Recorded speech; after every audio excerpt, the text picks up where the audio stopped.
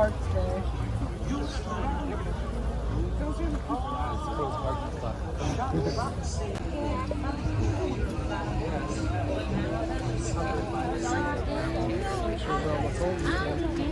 Towards the middle? Yeah. Towards the middle of that tree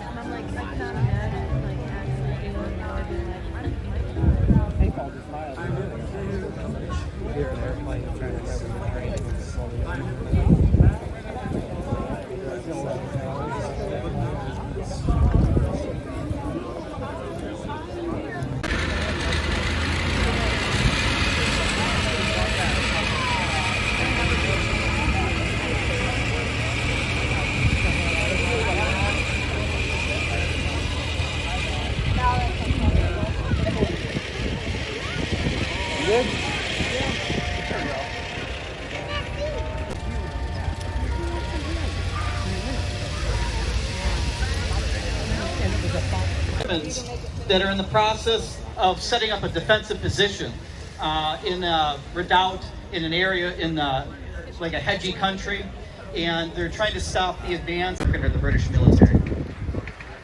The gun that you see here would be an easy target to pick off if it was in a fixed position, because you need to be able to see it, or it'd have to be heavily camouflaged. And you can see there's some efforts to cover the camouflage plates that protect the gun crew from direct fire.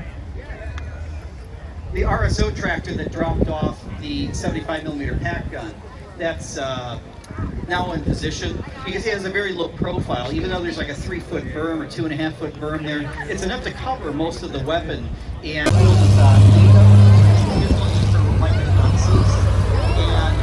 lightly armored, sometimes armed made by the Czechoslovakians. But the Czechoslovakians had a pretty advanced arms industry. And the 38T, the Germans kept in production and used during the war, but the tank itself was actually considered somewhat obsolete within years or so of the war.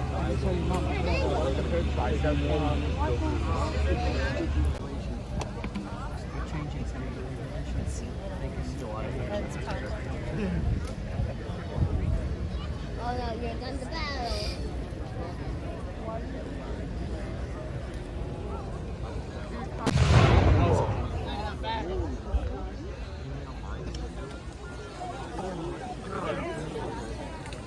I don't like that when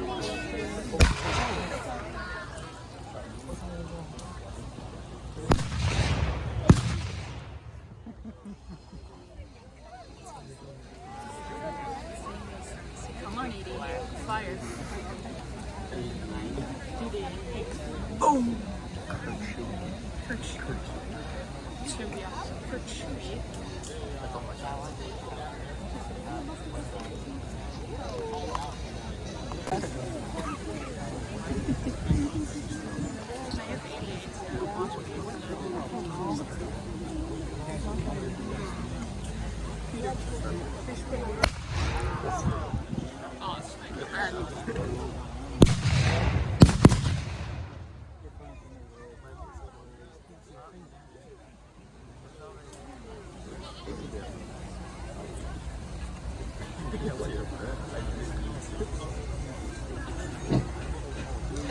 So you can see that there's some artillery that hits some of these positions to soften things up, but they're not quite sure what they're up against quite yet.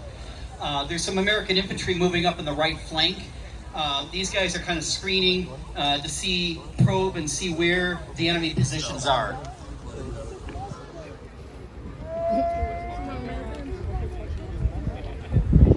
When the guns fire, they expose their positions, so before these guys could see through the foliage of that, they could fire pretty freely if they knew where they were firing at targets. But as soon as they have visuals on it, it's pretty easy to see when you have a large gun or a rocket launcher firing because of the smoke trails.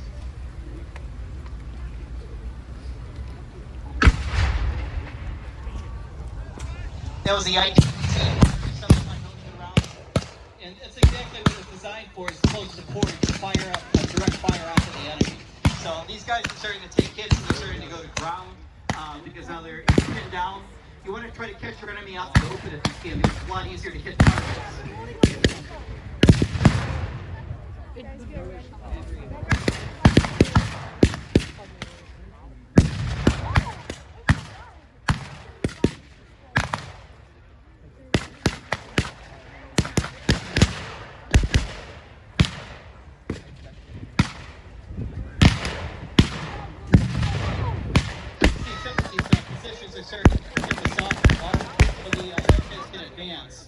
They're taking some fire.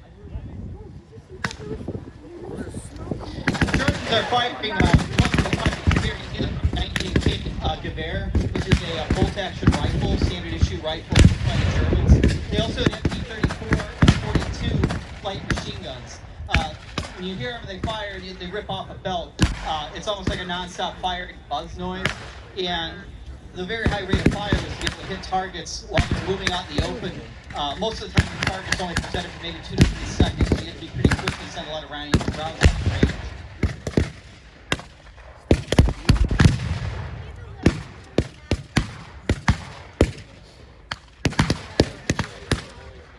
So these are paratroopers.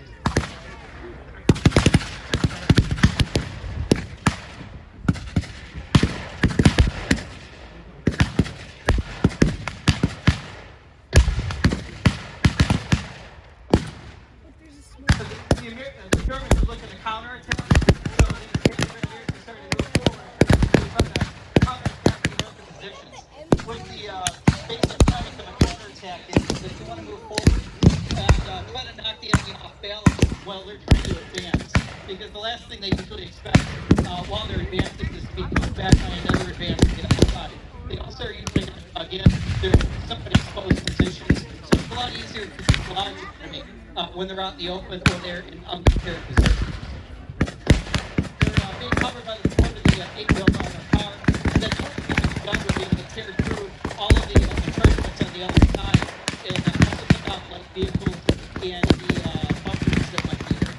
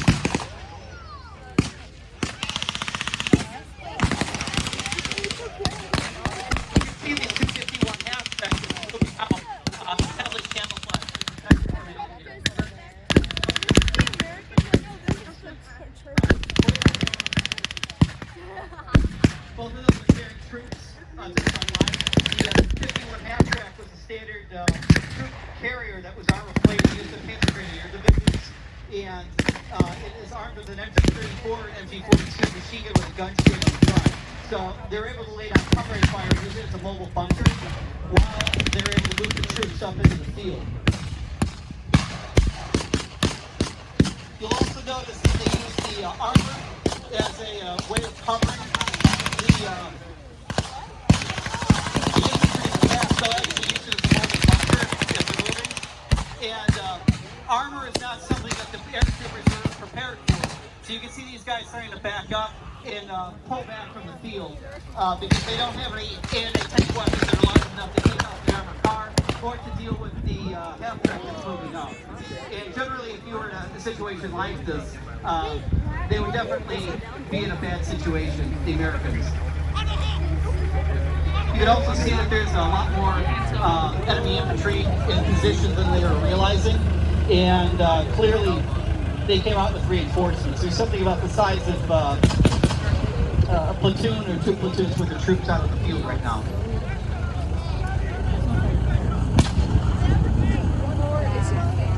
The Germans, in a lot of cases, would actually set up their defenses so they would have somewhat lightly defended areas towards the end of the war when they didn't have enough manpower. And what they would do is they would have reserves that were just behind the front. As a hole was punched or they had any contact with their probing and trying to push through the lines, they would actually push forward the reserves to plug those holes and push them back in counterattacks, which is what you just saw here.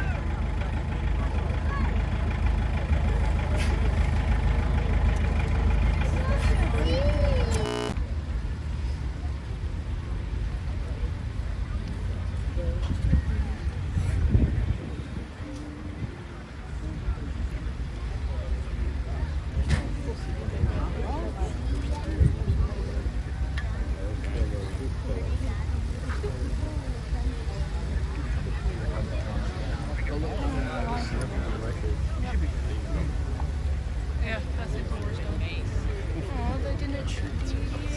There's still more people. Still more people. More people in the American.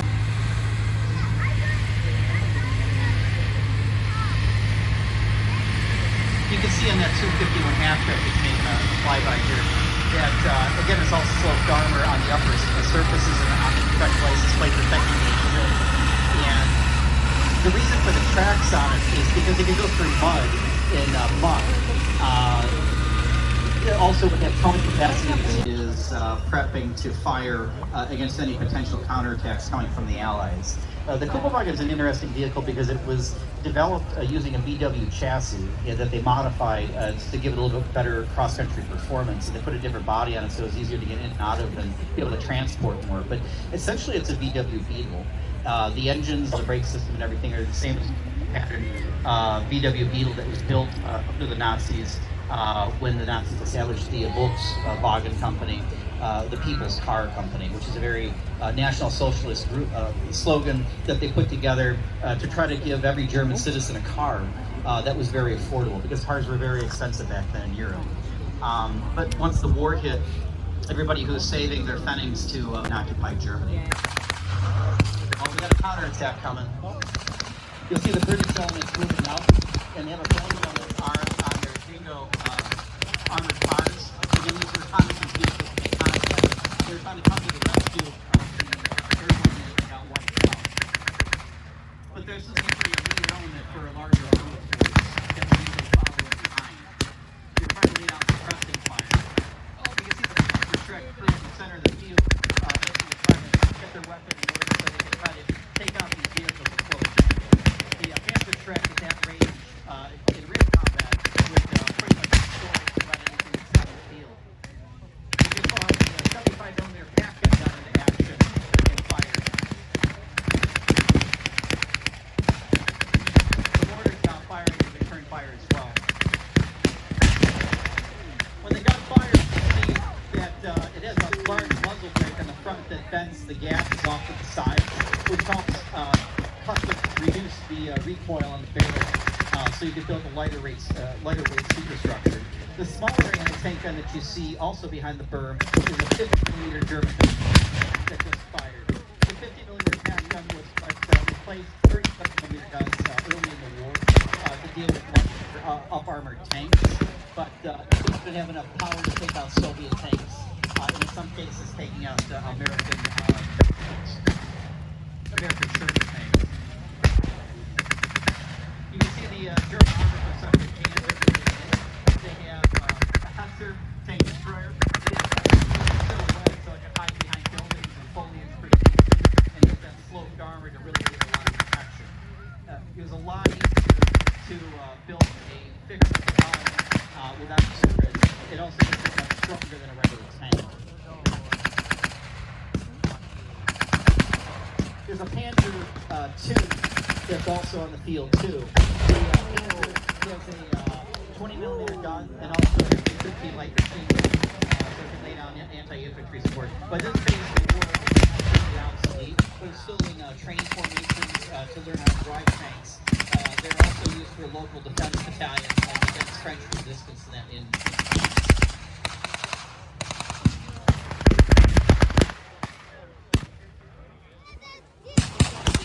getting into action.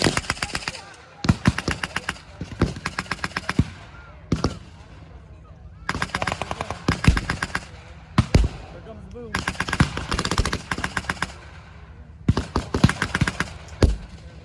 You can see the American upper moving up on that far right side. The reconnaissance elements got into a position that told them just to lay down covering fire to try to pin the Germans down, start moving up supporting infantry, and start moving up Allied armor.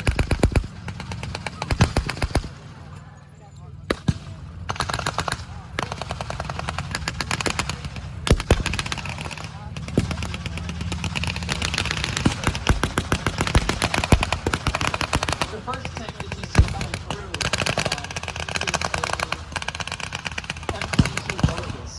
It's a light tank that was developed by the Americans to be dropped by airplanes, believe it or not, with paratroopers to give us some sort of heavy support. It's extremely thinly armored, but it can still be air dropped. This is an original one, was to replace the part that were painstakingly put in to restore that vehicle. It's armed with a 37mm gun and has a coaxial 30 caliber machine gun. The one behind the figure is still in light tank. It's still seen in several different inserts of vehicles.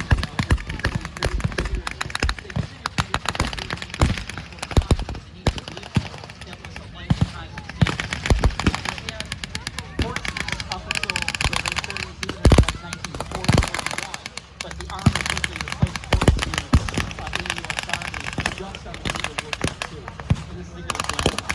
The 50 caliber machine gun turret was actually not a system. It was actually designed to shoot at aircraft that would be scraping the tanks. They could damage and destroy it from above. You can see they ran tank trap around the turret. That was an effort to cut the armor of the armored vehicle.